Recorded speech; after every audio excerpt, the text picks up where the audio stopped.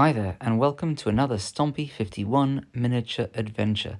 We're going to touch on the fairly limited hobby activity that took place over the weekend, which involved painting up 5 of those trundling Goliath gun-toting platforms, which I picked up from Anvil Industries a few years ago, and have now seeded them amongst my Mantic Deadzone Neo-Soviet style force. I mean, I call them Goliaths, but I have no idea what Anvil Industries called them. I can't find them on their current website, so I'm not even sure if they're still available.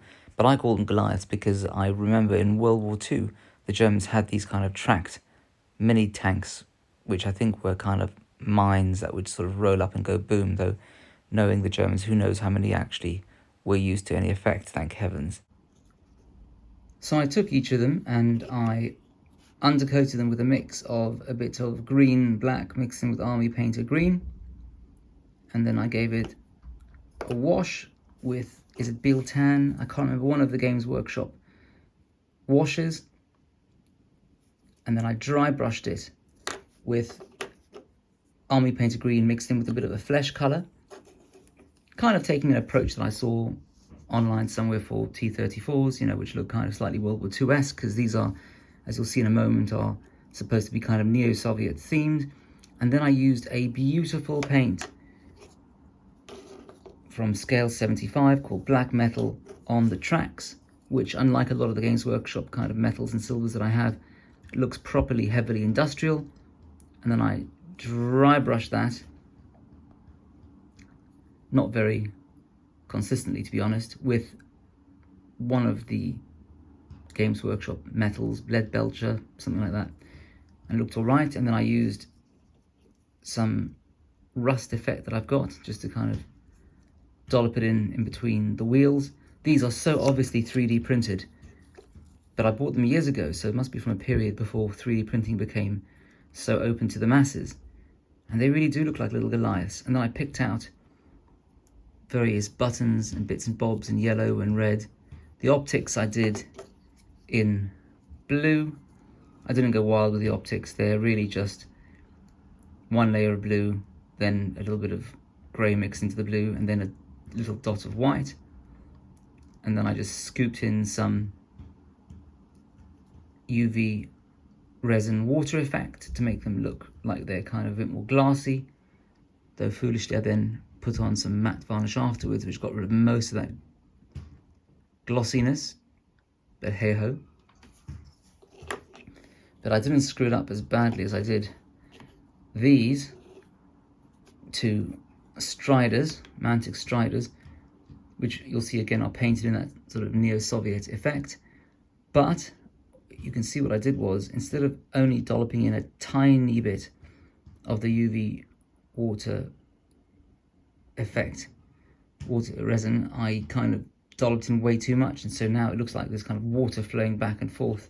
Instead of being a glassy effect, it's not a uniform kind of consistent kind of cockpit glass. But I've learned to live with it. It is a hobby. Who gives a monkeys? They look fine on the battlefield,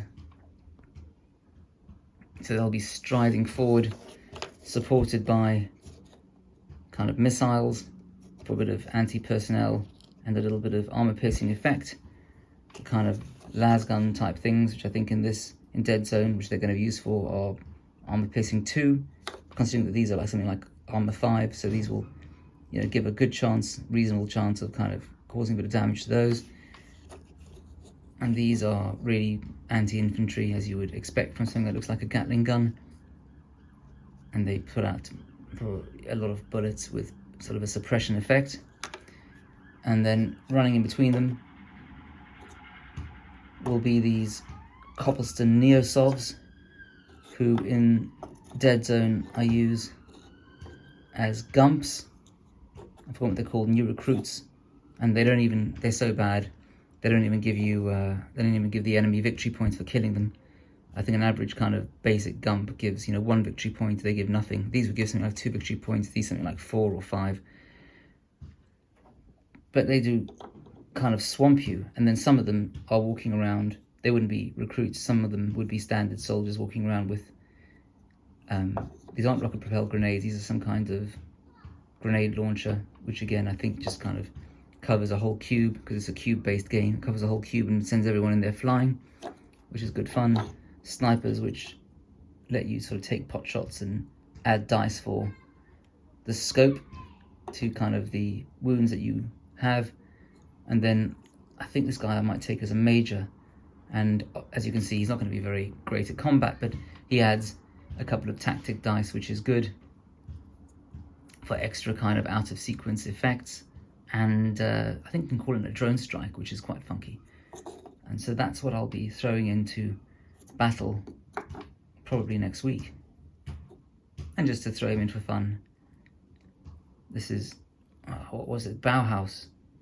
He's a Bauhaus commander, which also was Cobblestone from Warzone in the mid-90s, and he does kind of, well, I think he fits into all of this. And out of that, and a few more infantry bits and pieces, I'll make a 200-point GCPS crew for a game of Mantic Deadzone. The GCPS are, I can't remember what it's called, like the Global Co-Prosperity Sphere or something, which is obviously derived from that World War II Japanese Southeast Asian Co-Prosperity Sphere thing, but here equally malign, I suppose, in the sense that they are, as ever, a bunch of evil corporates. In Wargaming, are there ever any good corporates? And there are loads of different corporations, and so you can take whatever flavor you want. And so I just imagine this kind of imaginary future where you've got a bunch of kind of neo-Soviet security forces who take over corporations, then take over a state on a planet and just launch all these random wars, just for a bit of science fiction. And then there's 8 recruits. They're the kind of gumps who run around taking pot shots and are worth nothing to shoot at and don't hit anything, but you can kind of just throw them into the meat grinder. You've got the corporation major there who does have an energy gauntlet. My miniature doesn't, but you know, conceptually it's just a close combat weapon that kind of can knock you out of your cube into a building or something. And you know, maybe he's just been, you know, genetically enhanced, or he's just a bit of an ice dipping bear of a man. Then you need to take an engineer as a kind of tax for taking these 2 tac drones, and their job will be to put holes in the robots they're going to be fighting. You'll have seen from my other videos the robots that I've painted up, all white, and they've all got armor, which is a bit tough. And so the armor-piercing 1 you can see over there, and armor-piercing 2 are going to be aimed at taking out some of those, whilst the corporation recruits kind of just flood the field. Then you've got the Ogre Terminator. I mean, they call him a Terminator, but basically he's just the equivalent of a kind of Imperial Guard, Games Workshop kind of ogre, and indeed, that's the miniature I'll be using. And he's got a minigun, also known as, I can't remember what they used to call those ogre guns, shock attack gun, whatever they were called, leave it in the post. And it's only range of 6, but it's got suppression, which means everyone in the cube, even if you miss, has to kind of duck and waste half of their kind of turn standing up, and wait to fire 2, which means you roll 3 die to see if you hit, and you can reroll 2 misses. But the main thing there is they've got 4+, 3 dice, 4 pluses, 50-50 chance of hitting. And so with the armor-piercing 1, he too is going to be a robot hunter.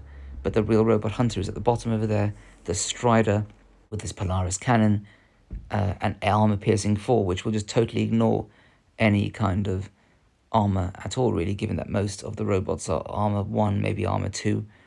And the only downside of this guy is his range is 5+, and he's only got 3 dice like anyone else to hit, so he's not got a great chance of actually hitting. But maybe I'll try and jump him up into a building early on, because you get +2 dice if you're, it's 1 if you're above the level of the person you're shooting at, and +2 dice if they're not really in cover at all. And hopefully if he gets onto a building, then he'll be able to sort of get that kind of open sight onto people, albeit if I do that, he's going to be an open target and get taken out soon. But I'll let you know how it goes, which means you'll have to tune in for next time when there's actually a game. Thank you for watching to the end. Please do like, comment and subscribe, and if I may say, thank you very much to all those who leave comments. It's great fun to see your thoughts, your constructive feedback, and just your views on miniatures and what you're doing with your miniatures. So I always do reply, It's a great fun little activity for me to do so. So I hope to hear from you soon and see you next time. Cheers.